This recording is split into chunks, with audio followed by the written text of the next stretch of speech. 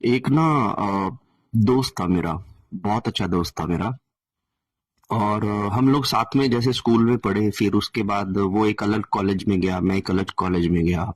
और ऐसे कर कर हम अपनी अपनी जगह पर नौकरियों को हमने ज्वाइन किया।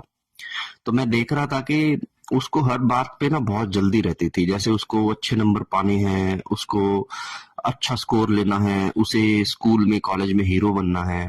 उसने मतलब कुछ तनख्वाहों पे ही उसने गाड़ी ले ली। फिर मुझे पता लगा कि उसने कहीं शादी भी उसके घर वालों ने तय कर दिया। तो ऐसा लगता था कि जैसे ना वो जीवन में मेरे से तो बहुत आगे चल रहा है। इवन हम लोगों की रेस सेम थी। मैंने बहुत आई थिंक मुझे ऐसा लगता था कि मैं बहुत पीछे रह गया हूँ और वो बहुत आगे निकल गया है।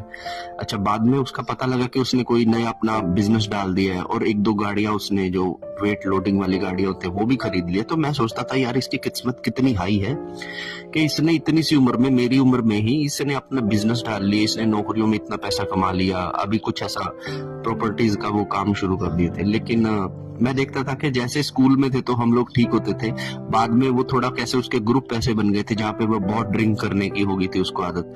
और उसके यार दोस्त भी कुछ ऐसे बने थे जो मतलब के उस तरह के ही थे।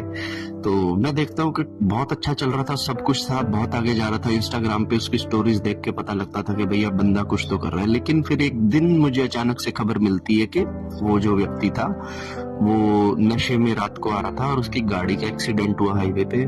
और वहां पे उसने 1.5 दिन तक सरवाइव किया और उसके बाद वो कोलैप्स कर गया। तो ये सुन के मुझे एक बार तो बहुत शौक लगा, क्योंकि मैं उसके साथ ही मतलब ये सब सफर तय कर रहा था। बट मेरे दिमाग में उस समय एक बहुत ही गहरी चीज आई, और वो ये आई कि चाहे कोई व्यक्ति अपने जीवन में किसी भी पद को पाले, चाहे कोई व्यक्ति कितना भी पैसा कमा ले, लेकिन मृत्यु एक ऐसी चीज है जिस दिन आएगी तो फिर उसके बाद आप फिनिश आपको कर ही देगी। उसके बाद आपने कितना नाम कमाया था, कितना पैसा कमाया था, क्या कर रहे थे, क्या नहीं कर रहे थे, सब कुछ छूट ही जाएगा। अब उसकी जैसे बीवी भी ऑफ कोर्स उसकी है, तो उसकी भी शादी अब सुनने में आ रहा है कि कहीं और कर दी गई है, वहां से उसने छोड़ दी है।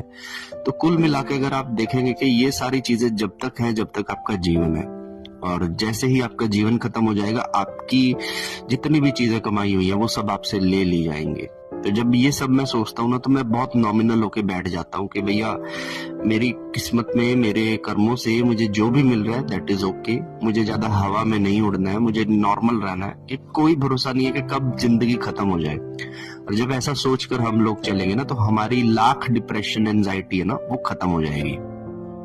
आशा करता हूँ कि आप इस बहुत गहरी संवेदनाओं को समझ सको। तब तक के लिए हर हर महादेव।